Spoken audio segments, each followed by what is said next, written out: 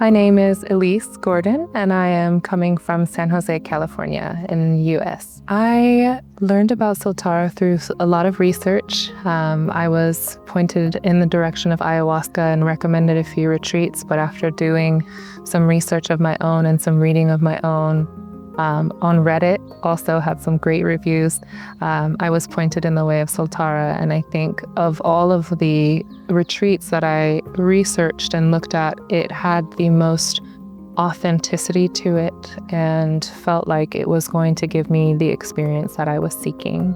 I came to Soltara to celebrate my 33rd birthday, and I feel like it is a birthday and an era that I'm going into where I'm going to be making some very big decisions for myself and for my life and for the direction of how I see that going. And I really wanted to find clarity in finding alignment with my highest self, or getting as close to that as I can in this time and space to be able to make those decisions for myself. I also came to Soltara with a lot of grief of loss of loved ones, and it really helped with that. I came to Soltara feeling heavy and feeling sad and feeling not like myself, and haven't felt like myself in a very long time.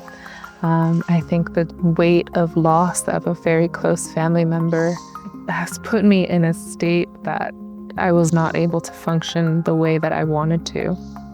And I think Soltara gave me the opportunity to come to terms with that grief and understand that there is still love in loss, and that although people are gone, the energy that they leave us with, and that is in the universe that surrounds us, will always be there, and we will always have access to them, and that they are safe and they are okay. And I learned how connected I am to that universe this week here at Soltara, and how easily I'm able to tap into that energy and connect with it when I focus and close my eyes and breathe and allow myself to just be and be one. And Soltara really helped me get to this space. I think Soltara creates the space to create community, and intentional community, and meaningful community, and depthful community. I think that, we show up on the first day and everyone is strangers, and it's kind of surface level. Where are you from? How are you? How did you get into wanting to do ayahuasca? And by the end of it, people's stories, why they're here and what they have gone through, and the pain and the loss and the self-loathing or hate or shame that people carry. And I think it's interesting because when we see people, we don't see that.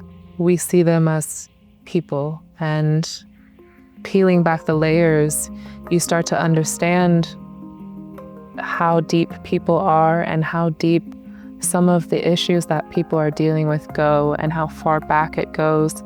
It helped me with my journey because there were people who were going through some of the same things that I was going through, and feeling some of the same emotions and problems, and seeking some of the same things. So knowing that I'm not alone in some of my struggles and in my journey really helped me see myself in a much more soft and beautiful light through them. I felt like a reflection of them, and really so grateful to be a part of this community, not just with this group, but with the greater Soltara community in general.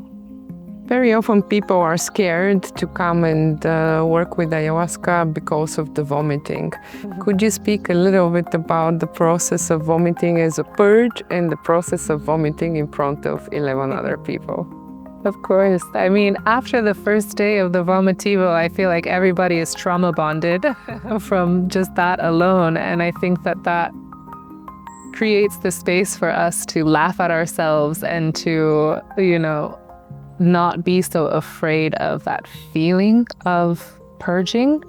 And I think that, I don't know if painful is the right word for it, but sometimes for me, when I was going to purge, or I felt myself about to purge and vomit specifically, it wasn't a long, drawn-out process. It was suddenly I feel something in the depths of me wanting to come out and needing to come out and being pulled out. And it seems like it's a while you're in it, but it's so quick. And once you get it out, it just feels so much better. And I felt so much lighter and was able to really relax into the experience. And sometimes I was looking forward to it. I was like, I'm ready to get this out of me. And I know that I will feel better and lighter on the other side of it and really be able to lean into the experience. So that is what I would give advice to anybody who is worried about the purging, is it's very temporary. It's not that bad. And once you get to the other side, it's so beautiful. So just lean into that as part of the entire experience. This was your first time experiencing healing within the traditional indigenous sense of the Shipibo tradition. Could you speak a little bit about the work that the Maestros are doing and your personal experience with the Ícaros?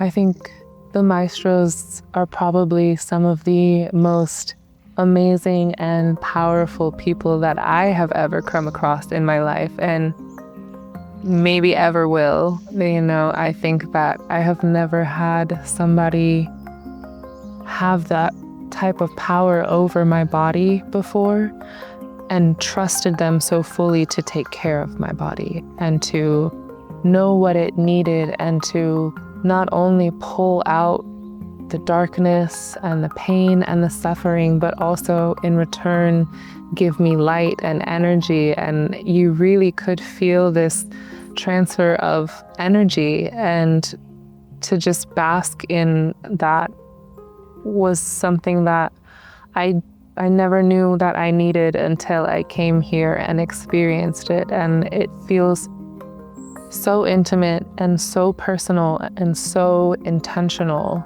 And you really walk away feeling blessed by somebody who knows what they're doing, who has learned from the ancestors, and just comes from such a rich culture. It really does feel like a blessing to have been able to work with them and received gifts from them and given them our energy back in return. Is it available for you to describe the taste of the medicine in 3 words? The medicine tastes thick, pruny, and a little sweet. Did you feel safe at Soltara? And if yes, what made you feel safe? I have felt extremely safe at Soltara.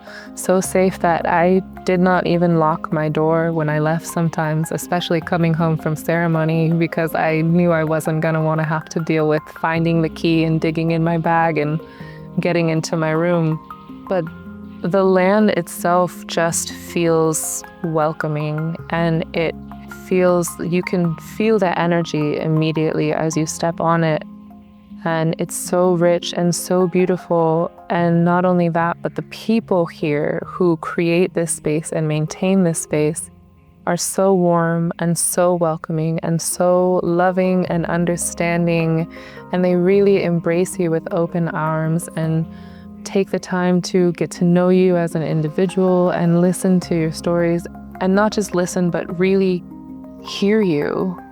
And without being preachy or like therapists, be able to guide you through this journey in a way that is still authentic to you and of your own, but also having the knowledge that they have.